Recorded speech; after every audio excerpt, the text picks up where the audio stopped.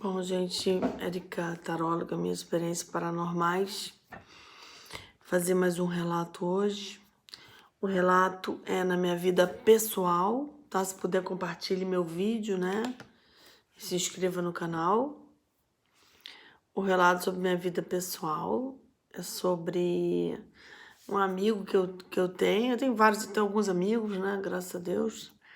E esse relato faz mais ou menos 7 anos atrás. Mais ou menos 7 anos, não faz tanto tempo assim. Bom, era carnaval no Rio de Janeiro. Esse meu amigo estava com um amigo dele, com outro amigo, eram ele e mais uma pessoa. Estavam saindo de um lugar meio perigoso, era 3h30 da manhã. Eles não bebem, essas pessoas que eu conheço, eles não gostam de bebida, não são de beber, nada disso. Mas eles foram só fazer caminhada, foram num lugar comer alguma coisa e estavam num lugar meio ermo. E eram 3h30 da manhã, 4 horas da manhã. Carnaval no Rio de Janeiro é loucura total. Loucura total. É muita gente na rua. Janeiro tem 10 milhões de pessoas, no carnaval fica muita gente na rua, muita gente. E eles estavam num lugar meio vazio, meio ermo, meio 3h30 da manhã. Foram comer alguma coisa, foram andar nos lugares e ver gente, andar na rua, ver pessoas, né? Fazer um passeio. E o carnaval no janeiro até costuma ser cheio na rua, até as 5, 6, fica a noite toda cheia de gente. Até tem muito movimento, mas nesse lugar que eles estavam, que eu não vou falar o nome do lugar, era meio vazio. Porque algumas coisas eu acho que eu tenho que preservar, porque é a história do outro, né? Que envolve a história do outro, então. A minha experiência que eu tive foi que eu estava em casa. Eu estou trazendo a minha experiência pessoal com uma situação que aconteceu na minha vida pessoal. Porque é uma pessoa que eu tenho amizade, então foi vida pessoal.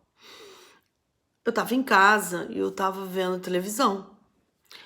E eu não gosto de carnaval de madrugada, porque eu acho que é loucura total. Então eu nem gosto de ficar na rua, acho que.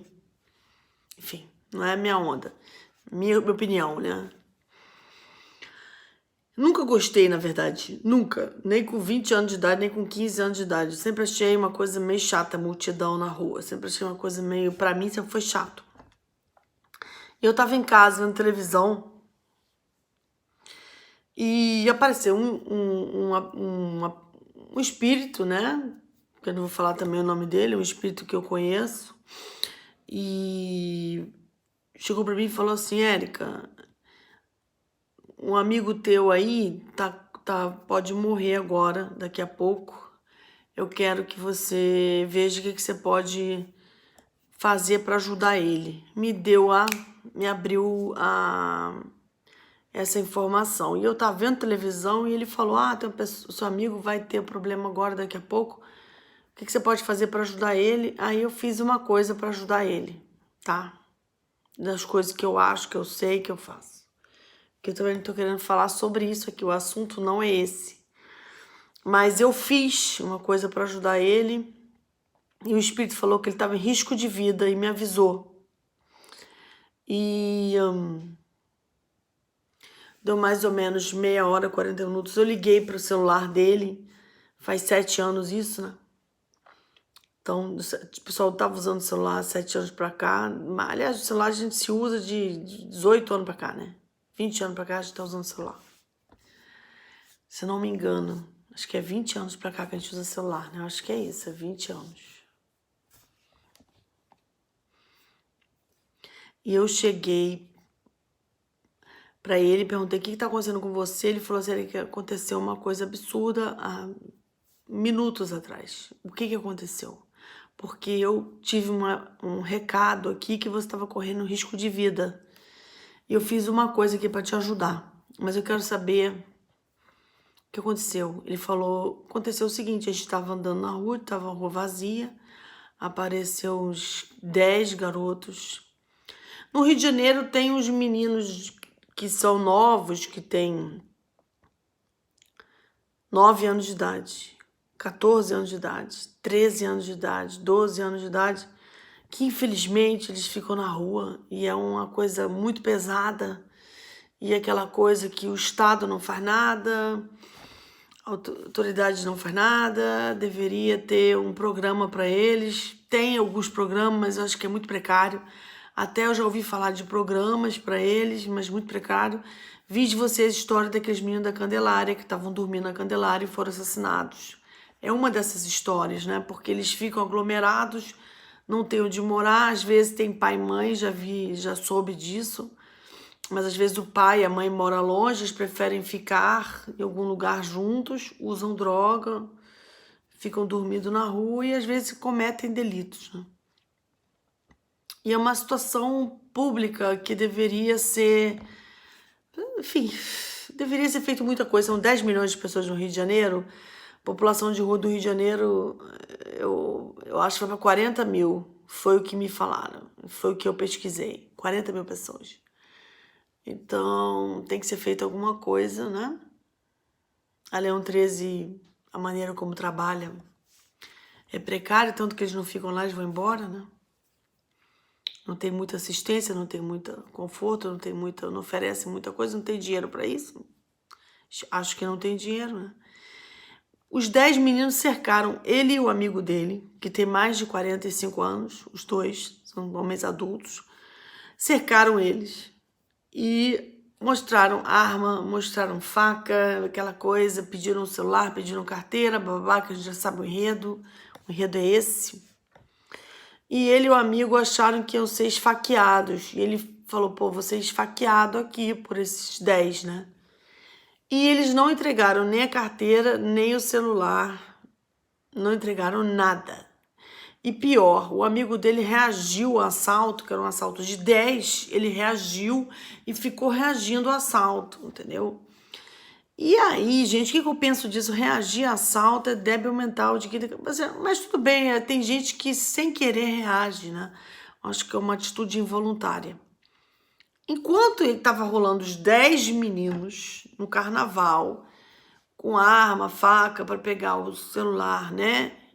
E o carteira, eles não deram nem o celular nem a carteira. Os meninos puxaram a faca para pegar eles, né? Puxaram a faca. No meio dessa história, eu estava vendo esse espírito falando comigo que podia fazer alguma coisa, mas que eu tinha que tomar alguma providência, blá, porque era... Bom, se acontecesse alguma coisa com meu amigo, eu ia ficar bem mal. Eu ia ficar bem mal. E é uma pessoa que eu quero muito bem e eu já fiz várias coisas por ele, para ajudar ele. Eu gosto muito dele. Tenho um respeito profundo, então houve uma interferência espiritual e eles não sofreram facada nenhuma, nada. Mas o que eu vou trazer para vocês é que na hora que estava acontecendo o assalto, eu estava vendo televisão e veio esse espírito conversar comigo, falar comigo. Então é uma coisa que vem na minha cabeça, que essa coisa da realidade simultânea, né? Eu tô no apartamento vendo televisão e essas duas pessoas estão, sei lá, 5 mil metros de mim, sei lá, 10 mil metros, sei lá, 50 mil metros de mim, acontecendo uma coisa de assalto coletivo envolvendo 10 pessoas. E eu sou avisada disso na hora que aquilo estava acontecendo. Simultaneamente, em 2 momentos. Eu tô vendo televisão aqui, essas duas pessoas estão aqui com um grupo de 10 pessoas para assaltar e eu tô tendo essa comunicação que não partiu de mim, partiu do plano espiritual. Então, o que eu penso disso? Que o plano espiritual, ele fica ligado quando a pessoa se trabalha, se cuida, esse meu amigo até se cuida, assim, quando fica ligado em proteger e segurar a pessoa e que o plano espiritual se comunica. E se comunicou comigo e deu essa informação para mim e passou isso e pediu para fazer alguma coisa. Queria que eu fizesse alguma coisa, né, para ajudar. Então, o que eu acho apesar de a gente viver em várias dimensões e em realidades paralelas e simultâneas, no mesmo momento eu estou aqui, uma pessoa pode estar em outro país, em outro estado, em outro ponto da cidade, e pode haver uma comunicação entre elas, interdimensional ou telepática, ou espiritualmente falando. É como se então o espírito ele não tivesse realmente na matéria, ele tivesse um deslocamento e ele pudesse ter a percepção de outras coisas que estão acontecendo com outras pessoas em outros lugares.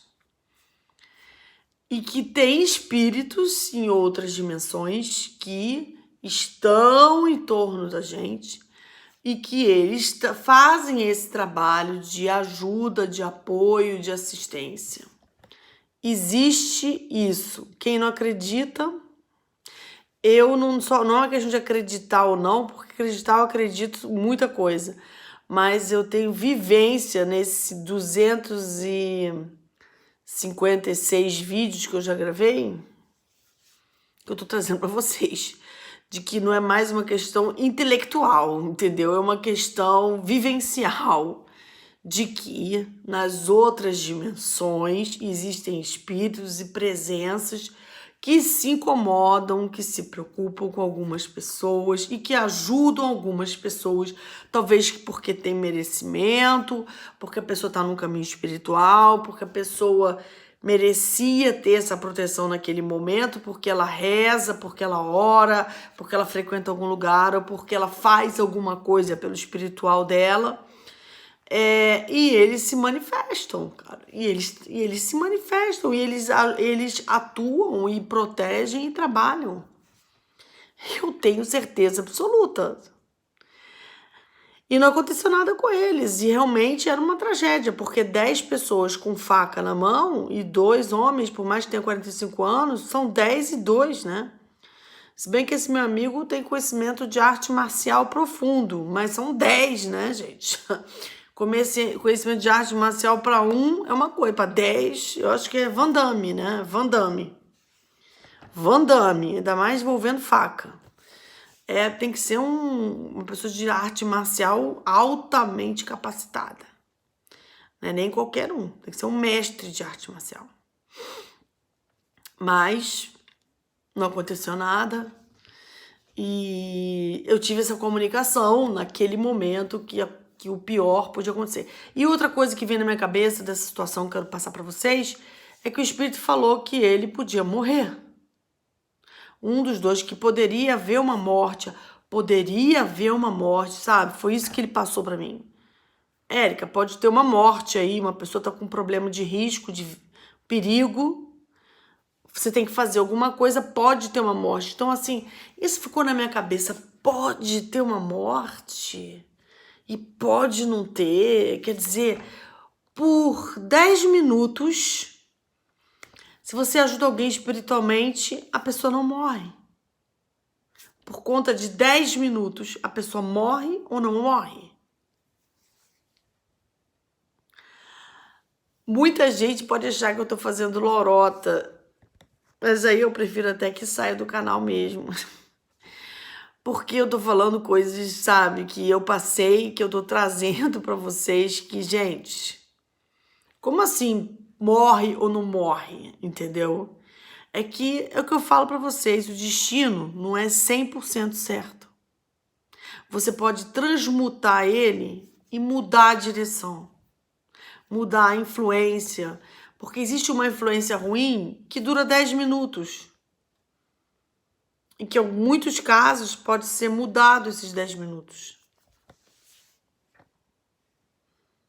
Agora, uma coisa que eu não acredito é uma pessoa super materialista, que não trabalha a parte material, que tá se lixando para tudo, que não faz nada espiritual para si próprio, para se proteger. Nada. Nem oração, nem agradecer ao plano. Essas pessoas, cara, de boa, elas estão sujeitas a qualquer coisa acontecer. Mas estão totalmente sujeita. A não ser que seja um ateu, que tem milhões aí, mas que tem uma pessoa, tem uma atitude boa com o outro, que respeite o outro, uma ética ótima com as pessoas que tenha ética, aí talvez eu acredite que ele possa ter uma ajuda mesmo não fazendo nada. Mas só que nesse caso eu vi literalmente a ajuda e literalmente o perigo e literalmente esse jogo de que poderia ou não morrer. E essa história é real. Eu só não vou trazer a pessoa para falar aqui porque eu não quero expor a pessoa. Porque a gente não pode expor a vida do outro. É bem real essa história. Ele tá vivo até hoje. Obviamente ele não vai mais sair andando de madrugada pelo Rio de Janeiro em lugar vazio, porque eu acho que isso é loucura.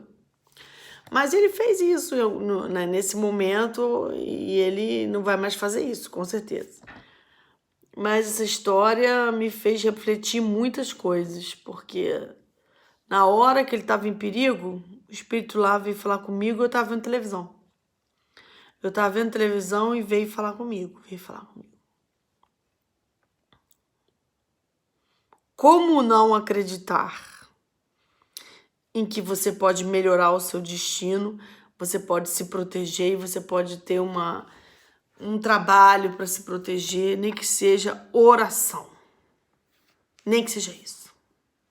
Que já é alguma coisa considerável. Porque tem pessoas que são desconectadas. E numa hora dessa eu vi que tem outro lado também tá ali junto, né? Se manifestando. É bem interessante essa história.